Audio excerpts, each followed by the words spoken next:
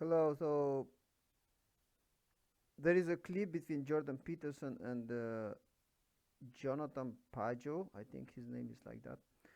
It's titled "Atheists Always Target This," and there's starting with Jordan Peterson saying that the atheists target the stories in the Bible, the places in the Bible where it's or emphasize the cruelty of God or express some cruelty from the part of God. And in this video, they talk about the story of Abraham sacrificing Isaac. And the lesson from this story is that we need to give up the things that we have. The things that we have are not for us. We kind of as Abraham was supposed to give to sacrifice the thing that he loved the most, like he loved his son Isaac. So the lesson they talk is that we also need to have this kind of attitude toward life, that whatever we love in our life the most, we need to sacrifice, we need to give away. So that's the learning from this story. However, this is the clip. Let's watch the clip and I will comment, because I think there is more to the story, and I think I will give a divine principle perspective on the story, and yeah, I think what they say is right. We can learn this from this story. However, there is things that are very important to discuss about why God asked Abraham to sacrifice Isaac. Why this happens, and I will a little bit read the divine principle and comment on this. Okay, let's first watch the clip. See, this is one of those stories that the atheist types again point to when they're making reference to the cruelty of God in the Old Testament text. It's a funny thing, because on the one hand, the authors of these stories are supposed to be naive and childlike, and on the other hand, they're capable of comprehending a deep malevolence and describing suffering. It's like, well, you could have one of those critiques, but you can't have both. Yeah. So, and there's no doubt whatsoever that those Old Testament stories deal with human frailty and malevolence and suffering very, very, very, very straightforwardly and realistically. Okay, so now God calls on Abraham to sacrifice Isaac. And it has to do with all the things we were talking about until now, which is that if you think that you completely own something, like a purpose or a goal, if you think it's only my for son, you, no matter what it is, it will become infected. It won't be affording of true purpose and true life.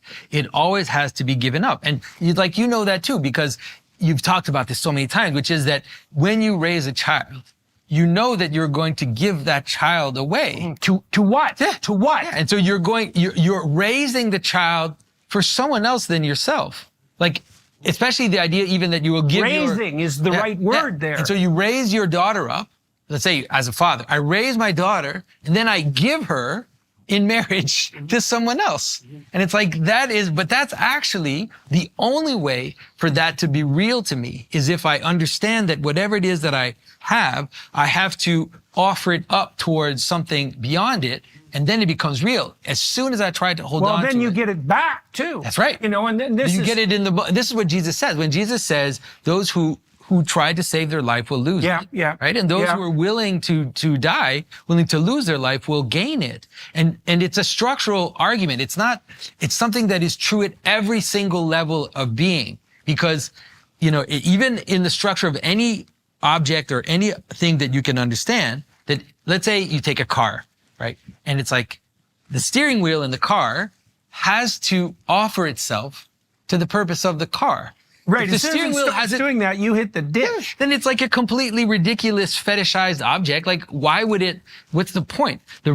All the parts of the car have to give themselves to the purpose of the car. But then even that car, you have to, when you buy it, you can fetishize it, but you can also use it for higher purposes. You visit your mother. That's the proper relationship with money, by the way. And then that's how all being is constituted. And so Abraham, God says, I'm going to give you a son. And then Abraham has a son. And then God says basically what he's saying. He doesn't say it right away. Abraham has to go through it for real. It's not just play acting. He's basically telling Abraham, if you want your son, you first have to give him to me. Yeah. You have to give him up towards something which transcends you and him and everything. Yeah. And if you do that, then you'll get it. Then you'll get him back. Yeah. But like I said, that's true of anything we do. If you're fixing the roads in the city, and the person fixing the roads is doing it just for their own interest, then they'll just be corrupt, and they'll won't fix them properly. We see that all the time in systems. What you would want, they'll avoid the labor whenever they can. yeah, what They'll you would do a want half-assed is someone job. who knows what they're doing and the reason why they're doing it, and is willing to sacrifice their attention and energy towards the purpose. And then by doing that, they actually make a better road than if they just tried to hold on to what they're doing. But that's true, like I said, of every single thing that you do all the time.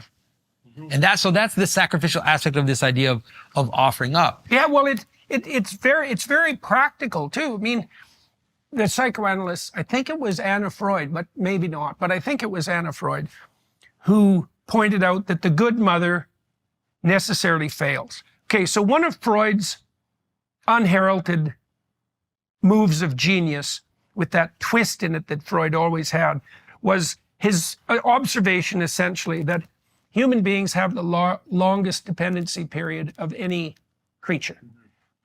Let's say 18 years. And so what that means is that bond, the bond that makes that dependency possible, is an unbelievably powerful force. The maternal instinct, let's say, the paternal instinct as well, but we'll focus on the maternal for now. That also means it can go terribly wrong, right? And that happens when a mother infantilizes her child because she doesn't want to let him go, to offer him up to some higher purpose, right? There's no purpose beyond the relationship between the mother and the son, let's say. Well, that's devouring. That's the Oedipal situation. That's sleeping in the same bed as your mother, which is something that literally happens in families that are particularly Oedipal. Right. Too much closeness. Right. And so that's a failure of the mother to offer the child to something beyond herself. That's also a form of female pride. There's no position for my son or daughter that's superordinate to their affiliation to me. And so that also stops them from, that's the evil queen in Snow White as well. That'll stop the daughter from being married or the son from being married. And like I've seen this in my clinical practice where spider-like mothers will cripple their children so they never leave. Yeah. But then the thing is they don't have their children. No. Not least often because they end up suicidal, Yeah. let's say. But they live in these terrible, dark households that make your soul ache when you walk into them. Right? There's just catastrophe and chaos everywhere. And everyone is crippled in body and soul. And the children are in the house not because they love the mother, who they would actually like to wreak horrible revenge upon. They're afraid to leave. And so what the mother ends up with instead of love is terrified, suicidal children who've crushed everything about them that should have been encouraged so that she can feed on their corpse, fundamentally. But brutal. Okay, now I will read a little bit from Divine Principle. This is from the second part of the Divine Principle and first chapter 1, and there is one section about Abraham. First section is about Adam, second is about Noah, and third section is about Abraham. And I will skip.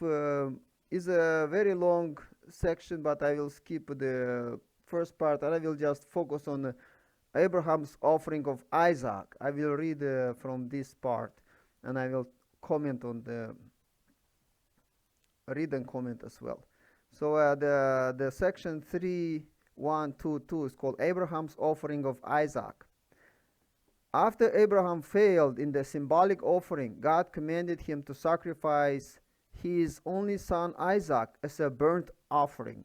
In this way, God began a new dispensation for the purpose of restoring through indemnity Abraham's failure. According to the principle of predestination, when someone whom God has foreordained to accomplish a certain portion of his will fails to complete his responsibility, God does not use him a second time. Why then did God work with Abraham again when he had him offer Isaac? So this paragraph is saying that actually before Abraham offered Isaac, God asked Abraham to offer Isaac. God asked Abraham to offer another offering of 3 types of animals, like there were dove and pigeon, turtle and pigeon, a ram and a sheep, and a heifer. So these 3 types of animals are supposed to be put on one altar and cut in 2. However, Abraham didn't cut the birds in 2, and the birds of prey descended on the offering and profaned it. Kind of like that. That was a failure on the Abraham to offer that offering because he didn't cut the birds in 2. He didn't complete the offering. He made an offering, but that offering was not accepted by God. That because of the mistake, the offering was taken by Satan. The birds of prey signify Satan. So this was, it appears to be a small mistake, but actually is a big mistake, because in the Bible it says that because of that mistake, Abraham's descendants, which are Israelites, they will have to suffer in Egypt for 400 years. Because of this Abraham's mistake, all these people after Abraham should have be slaves for 400 years. So this is was important offering that God asked him to make. He failed, and the principle says that God doesn't use the same person the second time. If the person failed in the offering, God doesn't use this person the second time. But in Abraham's case was an exception, because there was a failure in Adam's family and Noah's family to build the foundation for the Messiah. These all families, all they building the foundation for Messiah, for Jesus to come. But the Abrahams was a third family, and the third time God, the foundation must be built with, and that's why one reason why Abraham was given a second chance. And second reason was that because Satan took 2 generations, like Adam and Abel. So God has because Satan took this 2 generations, God has the authority to take 2 generations back, like see generation of Abraham and generation of Isaac. So that's why even though Abraham failed in first offering, God gave him a second chance. So that's another reason. So, okay, let's read next paragraph. Here actually will be explained about this reason, I think. Okay, we can advance 3 reasons. First, the number 3 represents completion. God's principle requires that when the providence to lay the foundation for the Messiah takes place for the 3rd time, it must be brought to completion. Therefore, God's providence to lay the foundation for the Messiah, which began in Adam's family as the first dispensation and continued in Noah's family, as the second dispensation had to conclude in Abraham's family, which was the third dispensation. For this reason, Abraham was given the opportunity to fulfill a condition of indemnity, albeit at a greater price, and thereby make symbolic restoration of all he had lost when he failed in the earlier symbolic offering. This greater indemnity condition was the offering of his son Isaac as a sacrifice. So this is first reason that I was talking about. Second, as was explained earlier, when Abraham was making his sacrifice, he was in the position of Adam. Satan had attacked both Adam and his son Cain, defiling the family over the course of 2 generations. Hence, according to the principle of restoration through indemnity, God could work to take back Abraham and his son Isaac over the course of 2 generations. Not Abel. I said Adam and Abel, not Adam and Cain.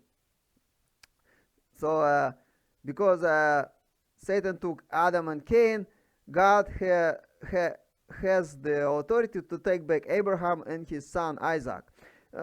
One thing about this kind of this type of play, like Satan taking something, and because Satan took this, God can take back this. So divine principle, only divine principle I see this explanation. I didn't see anywhere, nobody explained this way, the history explained. The assumption is that God is omnipotent, all-powerful, omniscient,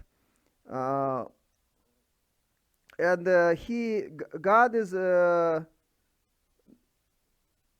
in control of everything. However, this is not the case. Divine principle explained that the God, after the Adam and Eve fell, Satan became the God of this world, you can say, the ruler of this world, because he was controlling the elder sonship. So he took Cain, and basically Satan was controlling the development of history, and God was in the position of wasn't in the position of upper hand. So Satan was in the position of upper hand. So divine principle, as I understand it, it explains like this. When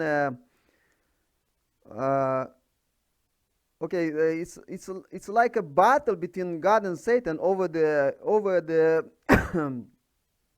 over people who will take people. So when people when people making some good condition, this God can work in their life. But when people make in a bad condition, Satan can work in their life. So in this case, also when Satan attacked Adam and his son Cain, God has the privilege, the comeback, has the kind of ability has the power to take back 2 generations also. So this kind of forcing back is happening in history, that it's a struggle between God and Satan over who will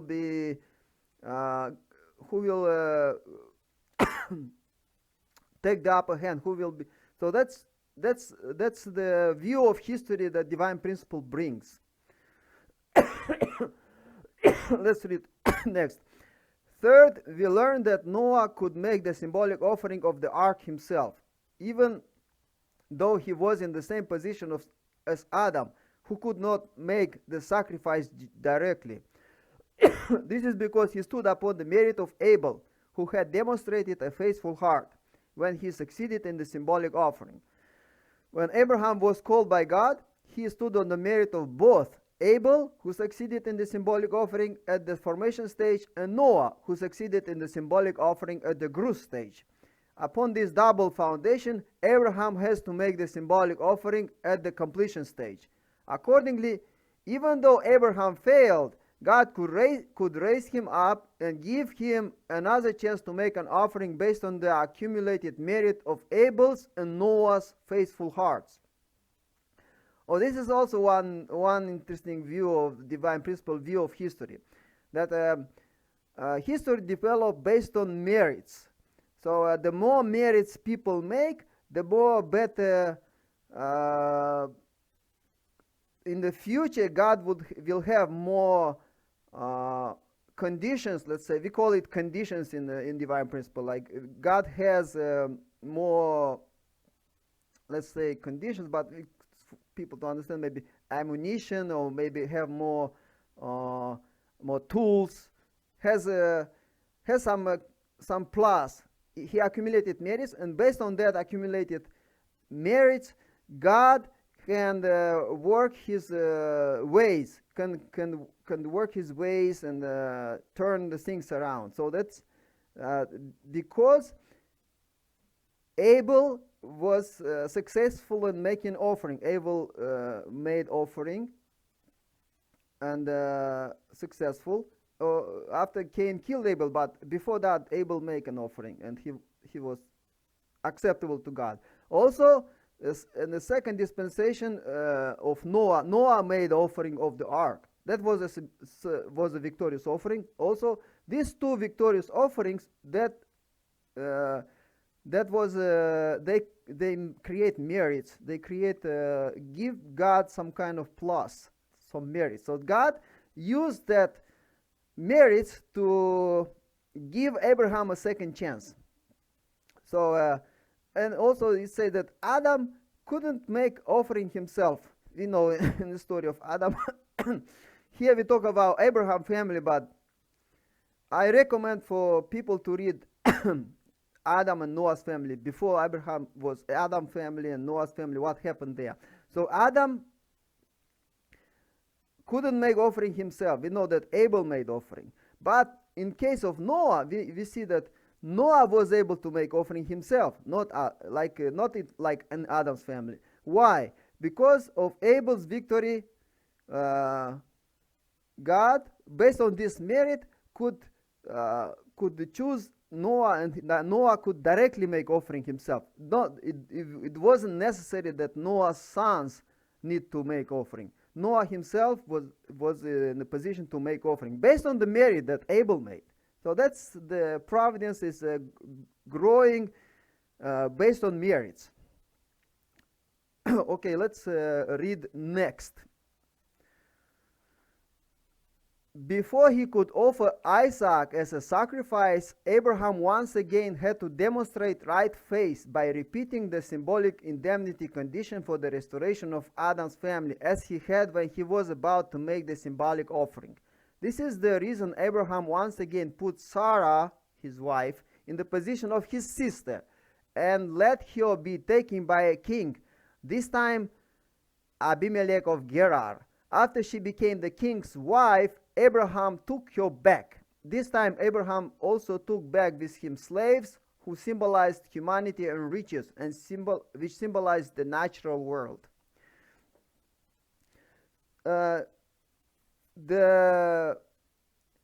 This is also very interesting to explain. Actually, we read now about Isaac, but before Abraham was asked by God to make the first offering of animals, God led him into a trip to Egypt. God said for him to go to Egypt, and he portrayed his wife at that time also as his sister. He was afraid that Pharaoh will take his wife.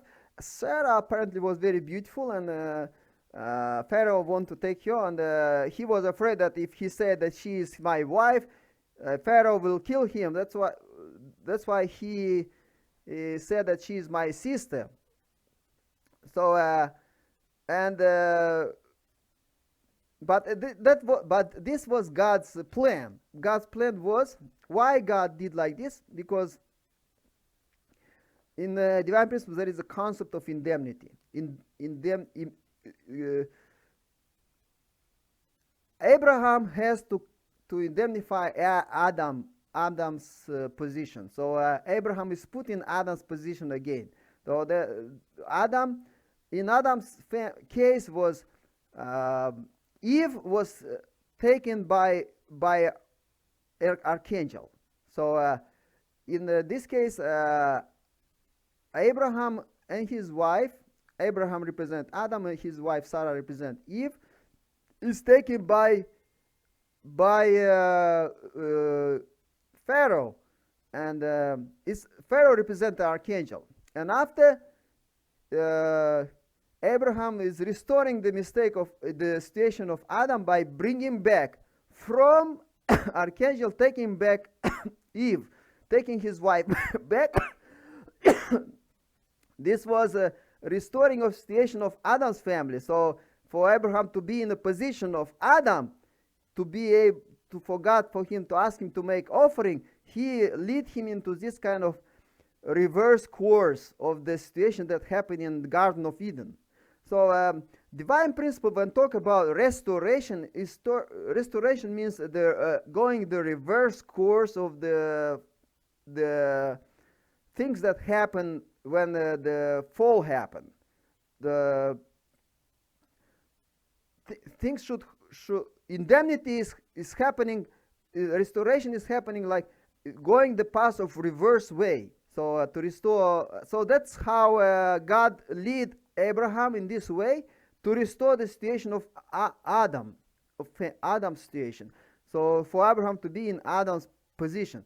Of course, Abraham, Sarah, they didn't know anything of this. They didn't know why they're doing this. That they were led by in this way by God. So God leading them, using them to restore the history in the past.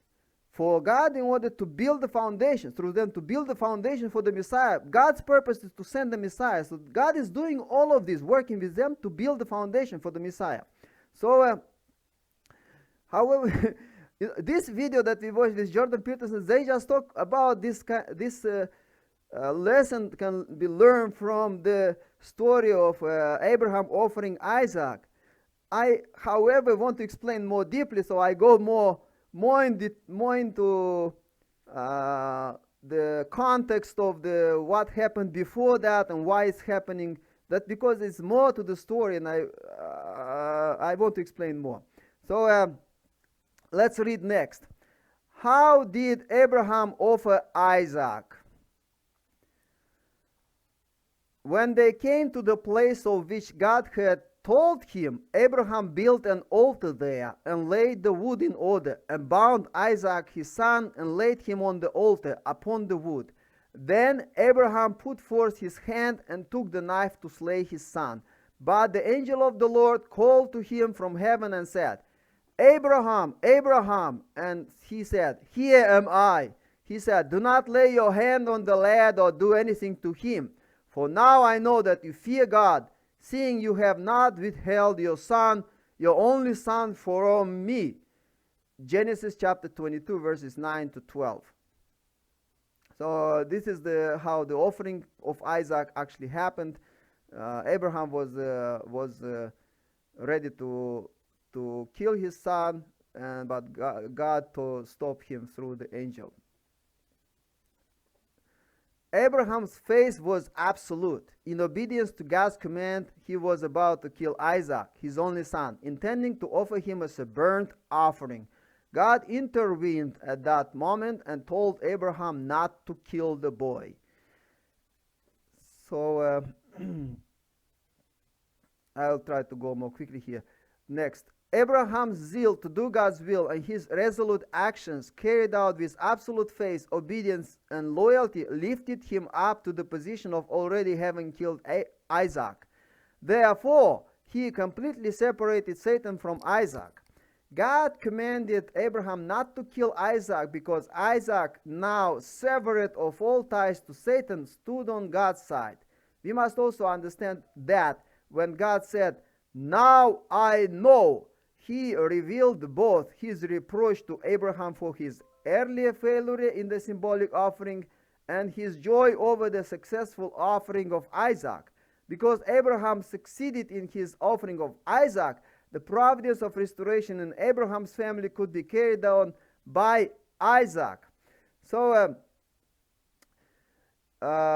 we see in if to see the situation in Noah's family, Noah's case, the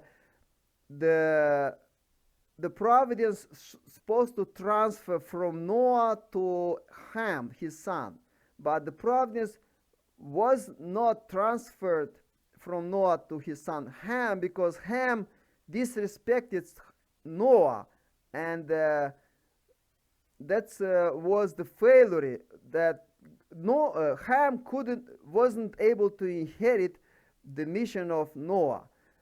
However, we see in Abraham's case, Isaac, even though he knew that he is being like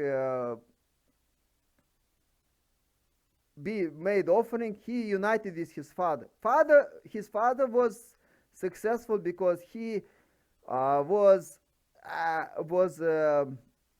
resolute to fulfill God's will, even killing his only son. He has this kind of determination. But this was the test of faith for Abraham. However, Isaac also has victory, because Isaac didn't resist his father. So that was a moment of unity between father and son. So, and the providence, the mission from Abraham was transferred to Isaac. So that was a success.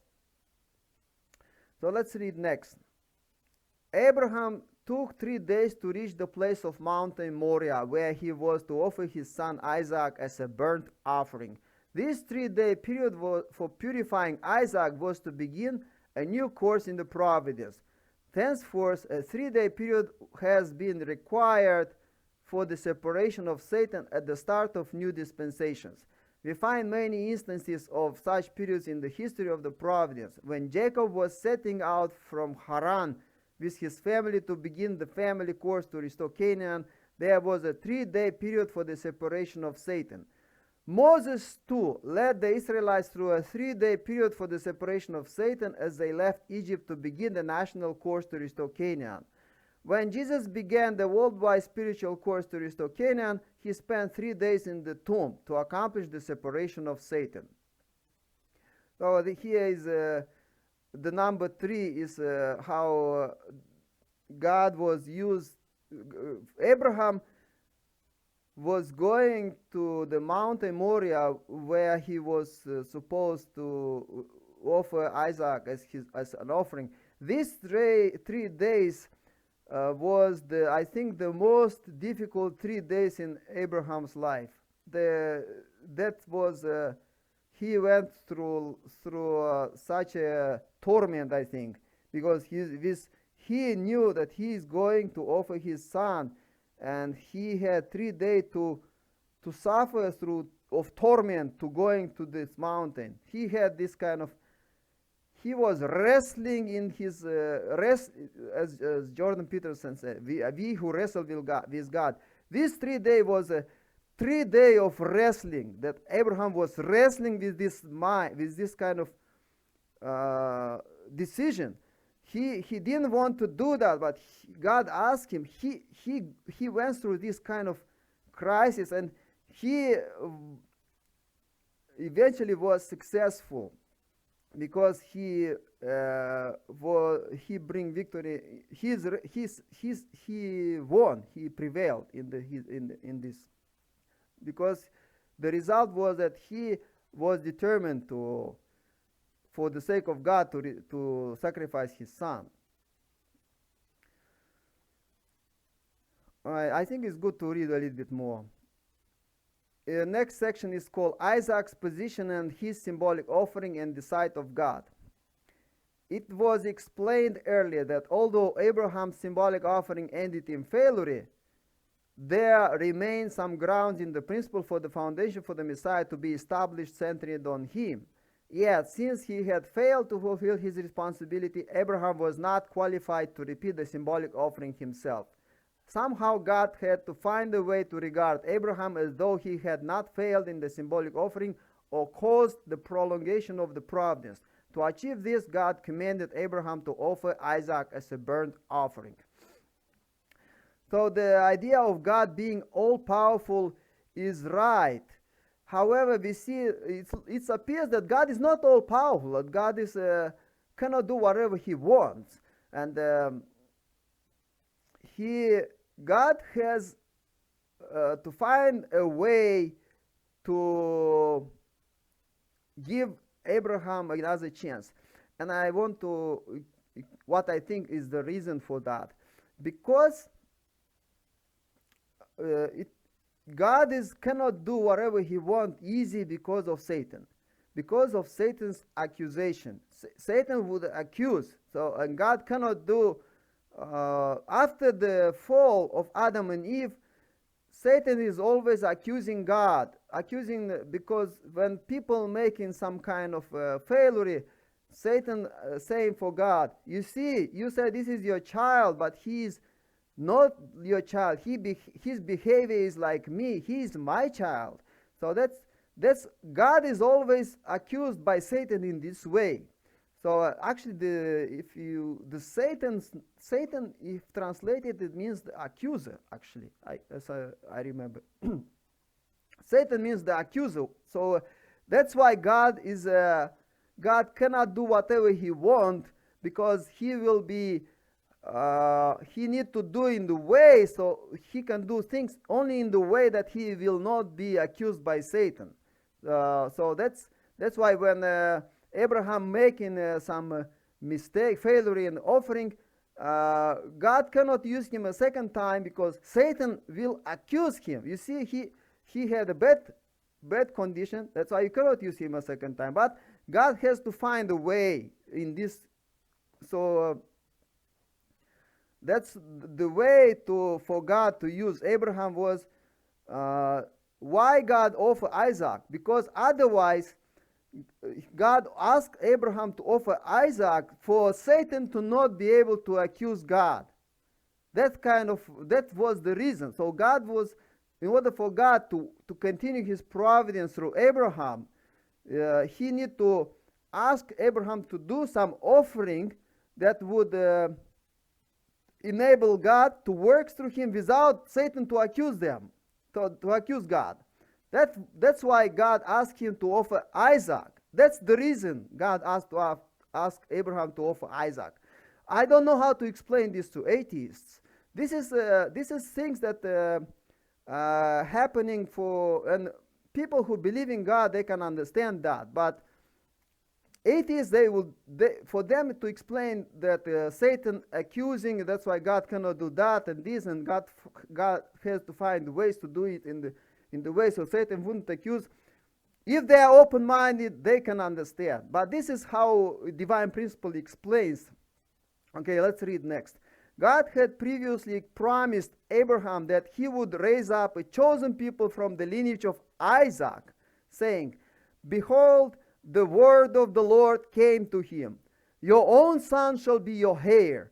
And he brought him outside and said, "Look toward heaven and number the stars. If you are able to number them," then he said to him, "so shall your descendants be." Genesis chapter 15, verses 4 to 5. This revelation God gave to Abraham before offering Isaac, long before that. That's why for Abraham, this was the Isaac was very precious, because he had only one son, and God promised him that he will through this son his descendants will multiply as the stars in the sky. That is making it even more difficult to offer him. That Abraham was really because he so much loved Isaac. And that's why God, when asking him to offer him, that was such a big, such a difficult thing to do for Abraham. Here, Jordan Peterson and Johnathan is discussing this point. Actually, this is one right lesson that they extract from this story, and that the God is in order to move up to closer to God. Many times people have to give up things that they attached. If you are attached to things too much, this preventing you to reach higher levels of connection with God, higher levels of blessings, or grow in the direction of goodness.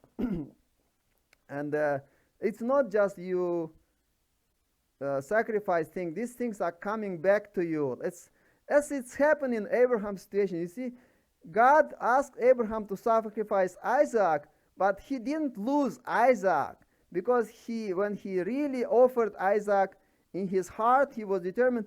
God didn't need this offering. God needed just the heart of Abraham to be right. So that's why when we want to when we are attached to some things, this prevents them to grow. But God doesn't want to take these things from us. He's giving us back these things that we are attached to them, to your family, to your children. Just God wants some kind of your transformation of your heart. So and one thing that I think here happened in Abraham's story, that God had he knew that Isaac will not die. God didn't plan to kill Isaac. This was first, Abraham, if he wouldn't have victorious in his wrestling with God, he wouldn't sacrifice Isaac. The failure of Abraham first would be not sacrificing Isaac. Isaac would be alive. But if in case that he wrestled with God, he bring victory, he was determined to sacrifice Isaac. God anyway intervened and stopped. So in both cases, how Abraham failed in his wrestling with God, prevailing or not prevailing, Isaac wouldn't be sacrificed. So this is was God. God wanted the heart of Abraham to change. God doesn't want Isaac. God wants heart of Abraham transformed. That's the key lesson from this story. So let's read. When Abraham was prepared to slay his son, even the son of the promise, he demonstrated utmost loyalty to heaven. This act of faith was tantamount to Abraham killing himself, a self which had been defiled by Satan due to his earlier failure in the symbolic offering. Accordingly, when God saved Isaac from death, Abraham was also resurrected to life, now loosed from all the ties with which Satan had bound him when his symbolic offering was defiled. Furthermore, Abraham and Isaac attained inseparable oneness in their fidelity to God's will. Though Isaac and Abraham were two different individuals, when God brought them back to life, they became as one person in the sight of God. Even though the dispensation through Abraham had failed and was prolonged through Isaac, as long as Isaac succeeded, Isaac's victory would become Abraham's own victory. Therefore, God would be able to regard Abraham as not having failed and the dispensation as not having been prolonged.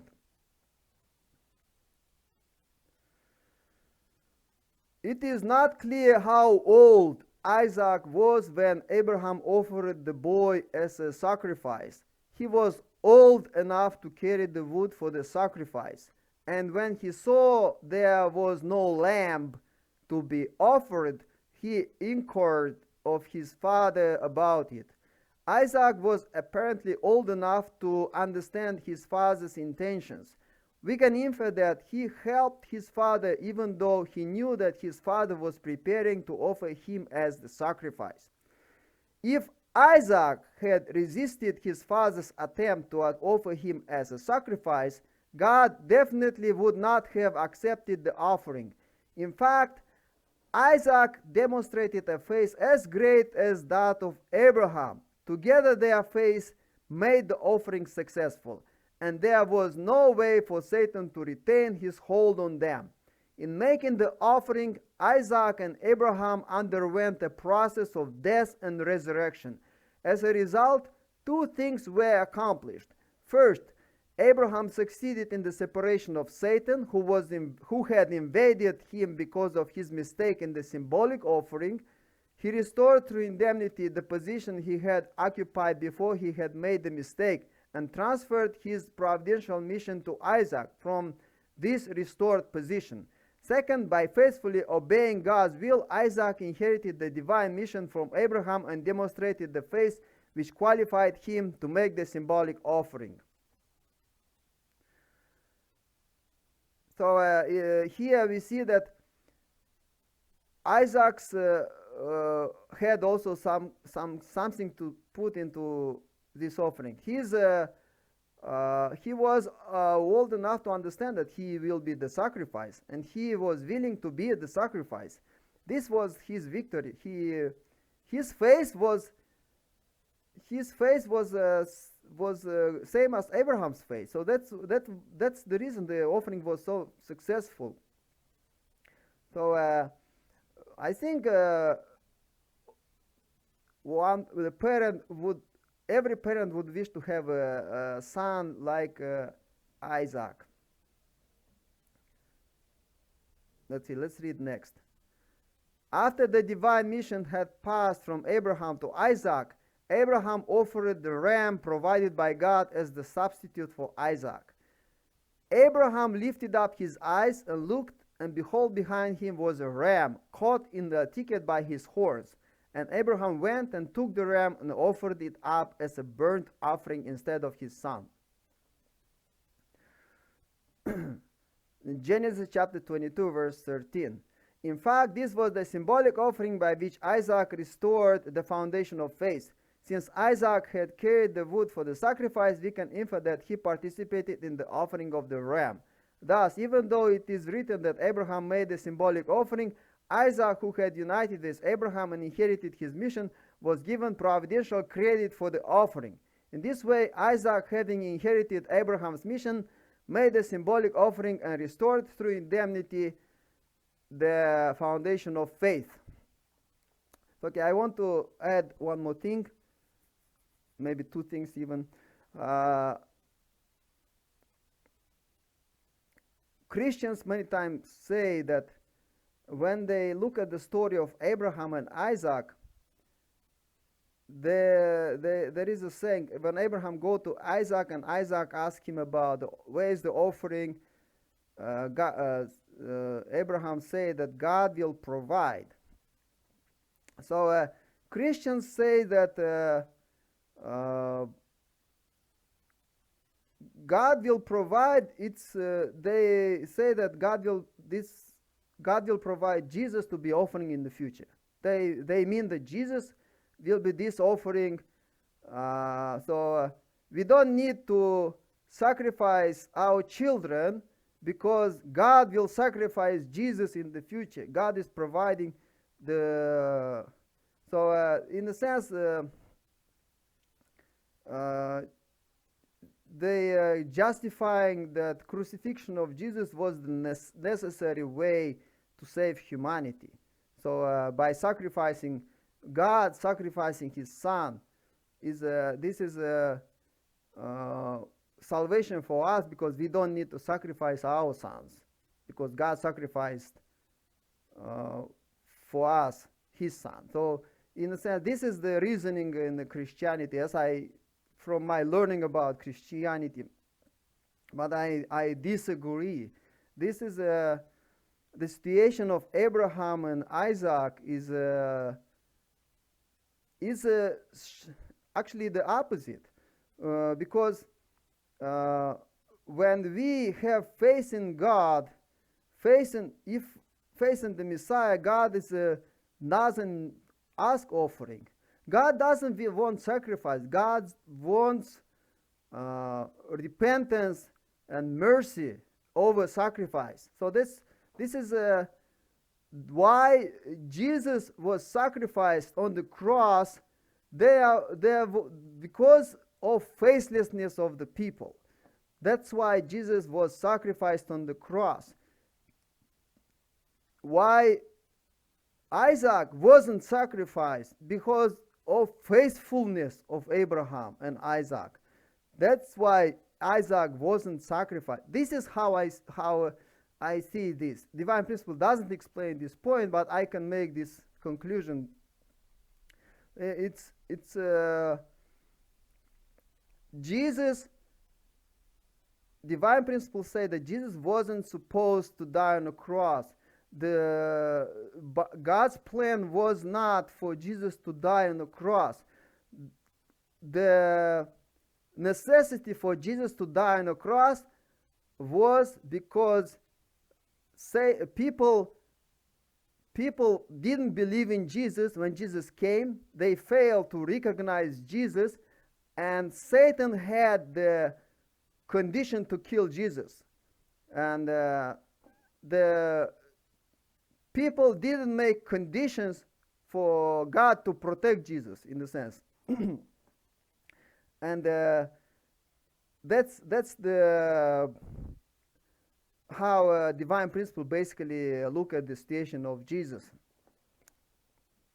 So, and one thing I didn't explain until the end is that before it said before God asked Abraham to offer Isaac, God have to put Abraham in the position of Adam. And I said that the God 2 times had to put Abraham and his wife Sarah in the position of Adam. First, I explained that before making the sacrifices of animals, God asked Abraham to go to Egypt with his wife, and his wife was taken by Pharaoh, and after Pharaoh give it back. That I explained how Satan, Abraham was in the position of Adam, Sarah was in position of Eve, and the Pharaoh was in the position of Archangel. And like Archangel took Eve, Pharaoh took Sarah. But in this case it was a victory because Pharaoh gave it back. So to indemnify the situation of Adam's family, reverse the situation in the situation of Abraham went the reverse course of Adam's family. And but in Adam's family, what I didn't explain, this happened 2 times. First time is before the offering of animals, which Abraham failed to offer animal, and that condition also was lost of Adam's family, of Abraham being in Adam position. That's why before offering Isaac, God asked him again to make same. That this time he asked him to make a trip to. He go to another king of Abimelech of Gerar, and this king took his wife Sarah again, that he portrayed as his sister. So Adam and Eve was brother and sister, and position of brother and sister. And Abraham was married with Sarah, brother, like husband and wife, but he said that this is my sister. So they again put themselves in position of brother and sister. So this time also, this king Abimelech of Gerar taking his wife, and God coming in his dream and say for him to give it back. So give him also Lot, his nephew, and riches that symbolize the natural world. So we see that how principle explains the history in Abraham's family and how it's related to restoring the Adam's family. The restoration that principle is talking about is really happening in Abraham's family. So we can see how God was working to build the foundation for the Messiah.